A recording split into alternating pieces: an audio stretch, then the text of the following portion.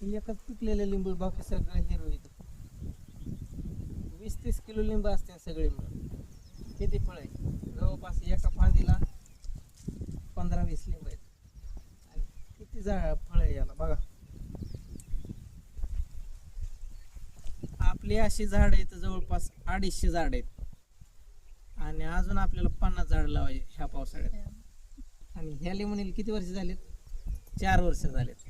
4 वर्षात ही बघा मोठाली झाड सगळी अशी एकाच लेवलची झाड आहेत, एकाच क्वालिटीची. आणि लिंब साईज सरबती.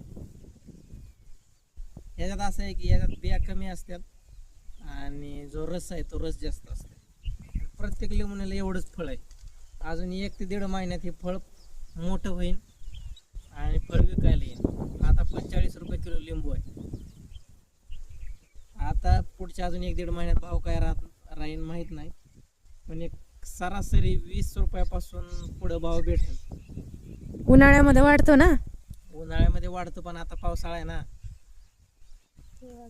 150 रुपये किलो होतो उन्हाळ्यामध्ये. हिवाळ्यात कमी होतो भाव, कारण हिवाळ्यात थंडी असते ना, त्यामुळे जास्त कोण खात नाही.